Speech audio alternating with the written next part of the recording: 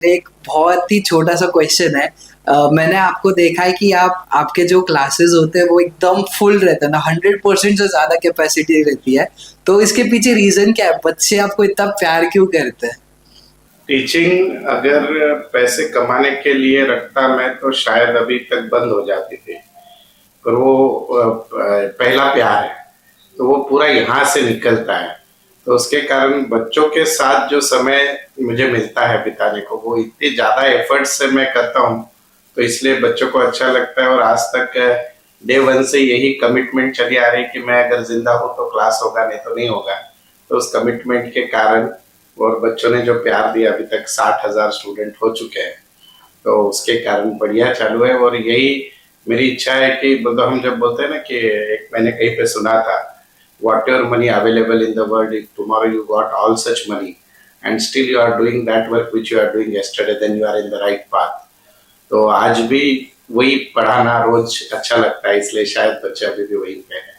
Sir, ये बहुत ही अच्छा लगा। एंड आज भी हम देखते हैं आप वही एनर्जी से पढ़ा रहे हो, so it's very inspirational and very अच्छा लगता है देख के कि ऐसे टीचर्स है जो उनको बच्चे इतना प्यार करते हैं, इतना फोकस देते हैं। एंड सर, अभी हम आज हमारा जो मेन टॉपिक है न्यूमरोलॉजी, उसके ऊपर बात करते हैं। सो अगर हम न्यूमरोलॉजी की बात करते हैं तो बहुत सारी अलग विद्याएं भी है, जैसे एस्ट्रोलॉजी है, टैरोट रीडिंग है। सो न्यूमरोलॉजी कैसे अलग है इन सब चीजों से? सबसे पहले तो ऐसा है कि न्यूमरोलॉजी अभी कोविड के बाद बहुत लोग मानना स्टार्ट किए हैं। पहले एक भ्रम था कि न्यूमरोलॉजी यानी सिर्फ सेलिब्रिटी लोग ही फॉलो करते हैं, क्योंकि उस हिसाब से उसके रेट्स और लोग थे। लेकिन जब लोगों को समझ में आया कि न्यूमरोलॉजी इतना इजी है और सबको इतना ज्यादा फर्क पड़ता है, तो then people start following it.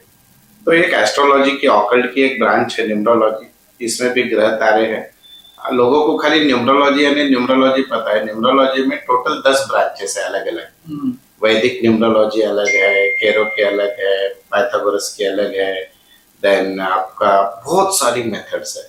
तो उन सबका यूज करके फास्टेस्ट रिजल्ट। बहुत बार क्या होता है कि जैसे मुझे कुंडली किसी की देखनी है, मुझे टाइम नहीं पता, तो आई कांट डू एनीथिंग। नाड़ी का देखना है तो टाइम नहीं पता है, मैं कुछ नहीं कर सकता। न्यूमरोलॉजी में क्या, अगर आपको किसी की डेट ऑफ बर्थ भी नहीं पता, खाली आपको उस व्यक्ति का नाम पता है जो सबको पता होता है, then also you can change the fortune of that person. इसलिए इतनी पावरफुल न्यूमरोलॉजी है। और not only to understand and its practice, और इसके जो उपाय वगैरह होते हैं न्यूमरोलॉजी में, ऐसे कुछ नहीं कोई हवन कर लो, यज्ञ कर लो, ये शांति कर लो, ऐसे कुछ नहीं होता है। We are just playing with 26 alphabets and 9 numbers. That is numerology. तो सर, अगर अब हम बात करें न्यूमरोलॉजी से, हम कैसे जान सकते हैं कि किसी की स्ट्रेंथ क्या है, किसी की वीकनेस क्या है, क्या पर्सनालिटी ट्रेट्स होते हैं इंसान में? मेरे ख्याल में वर्ल्ड में ऐसा कोई साइंस नहीं है जो पर्सनालिटी कैलकुलेशन सबसे परफेक्ट कर सकता है अदर देन न्यूमरोलॉजी।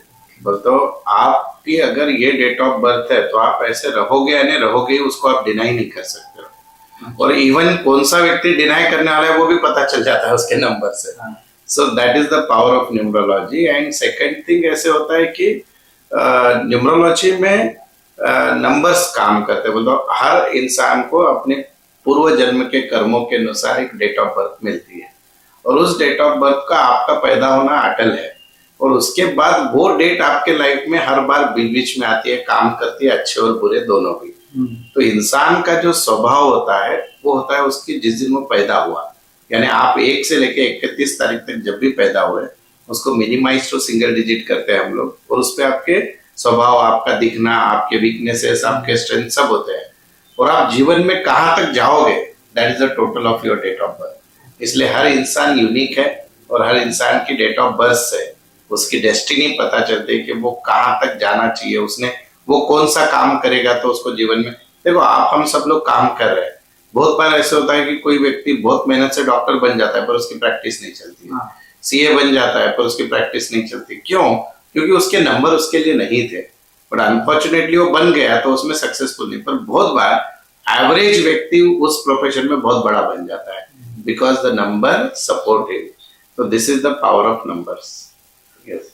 तो सर जैसे इसमें से मेरे को ये दो क्वेश्चन आ रहे हैं। जैसे आपने बोला नंबर हमारी डेस्टिनी डिसाइड करती है, आपने बोला, तो अगर कोई व्यक्ति अपना, अगर अपने ऑफिशियल डॉक्यूमेंट्स होते हैं, आधार कार्ड हो गया, पैन कार्ड हो गया, उसमें उसने अपनी डेट्स बदल दी, तो वो लाइफ में इम्पैक्ट लाता है?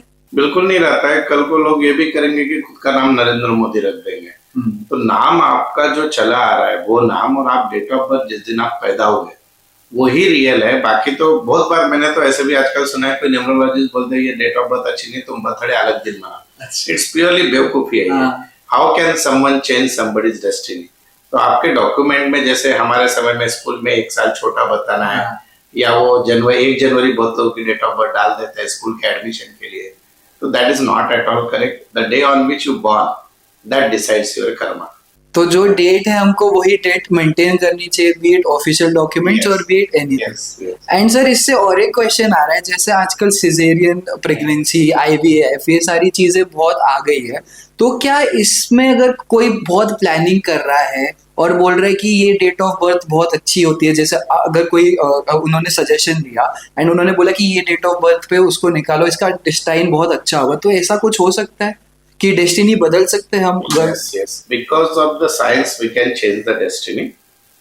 अभी कल का ही एक किस्सा लेता हूं मैं। अगेन मैं कभी कभी उसको डेस्टिनी बोलूंगा, कभी कभी वही उसके नसीब में लिखा है बोल के वो मुझसे टकरा है, मैं ये बोलता हूँ। बताइए एग्जाम्पल के तौर पे, कल ही मेरे क्लाइंट थे, उनके बीवी को 3-4 डेट्स दी थी, 8 तारीख, 11 तारीख, 14 तारीख और 18 तारीख वगैरह। तो मैंने उनकी 14 तारीख उनको निकाल के दी कि ये तारीख बहुत बढ़िया है।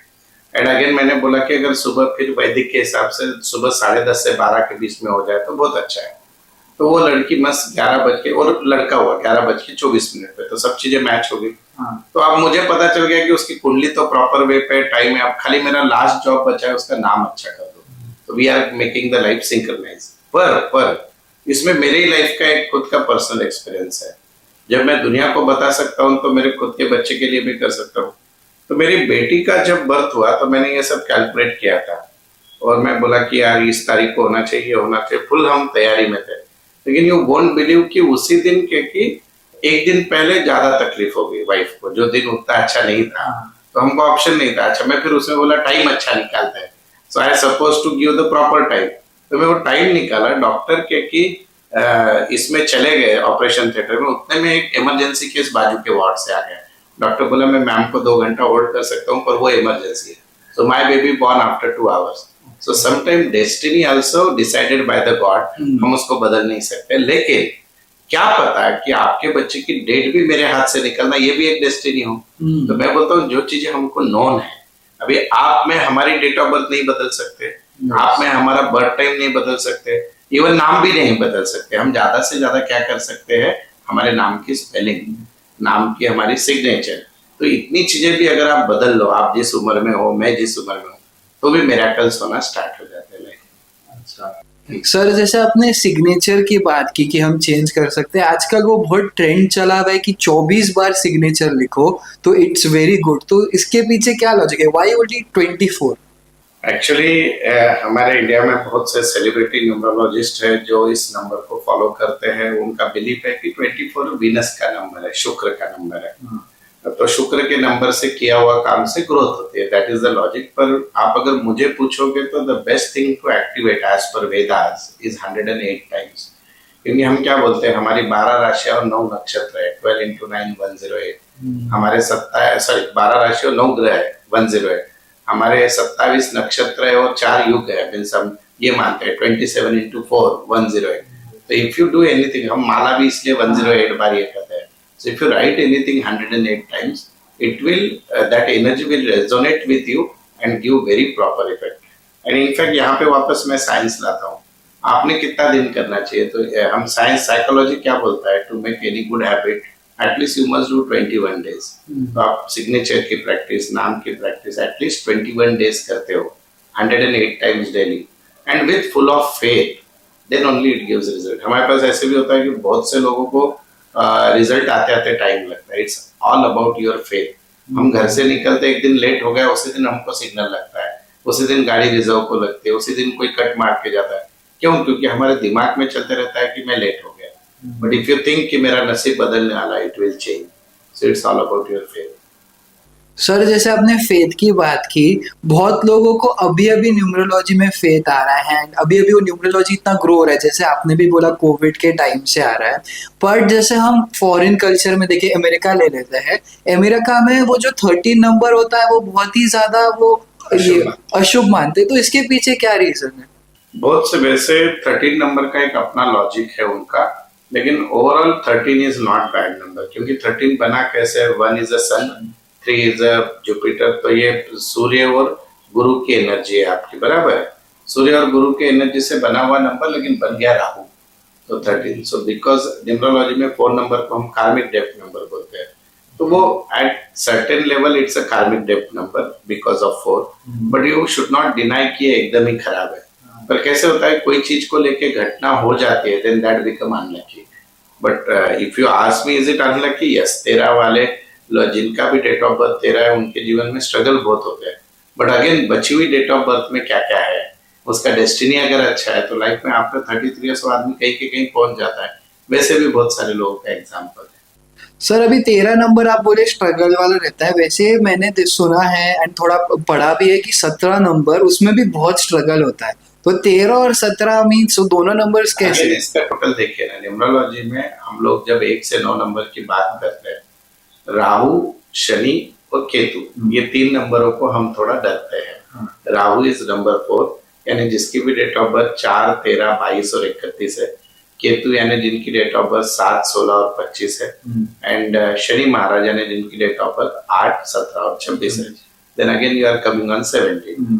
वो 17 बना कैसे, अगेन सूर्य और केतु से, तो उसमें और वो शनि और सूर्य की मतलब अगेंस्ट होते हैं, एक में के शत्रु है, तो वो उनका इम्पैक्ट देते ही है। 17 वालों के भी जीवन में काफी स्ट्रगल होता है, पर उनके जीवन में 40 साल की उम्र के बाद भाग्योदय भी होता है। हमारे मोदी जी है 17 सितंबर के, तो उनका जीवन तो बदला, वो तो तीसरी बार पंतप्रधान बन गए। तो मैं वही बोल रहा हूँ कि आपके डेट ऑफ बर्थ में आए हुए बाकी नंबर, अभी उनका डेस्टिनी, उनकी डेस्टिनी नंबर 5 है, तो बहुत पावरफुल है, इसलिए जीवन में 40 साल तक स्ट्रगल रहा, फिर बन गए। फिर उनका नाम का पहला अक्षर बहुत शुभ है, यन से स्टार्ट होता है। तो ये बहुत सारे फैक्टर्स, अगर हम हमारे बच्चों में, हमारे किसी का किसी तारीख को पैदा होना हाथ में नहीं है, पर उसका नाम का अक्षर और उसकी टोटल अच्छी रखना उसके हाथ में, और यही न्यूमरोलॉजी का मेन पर्पस।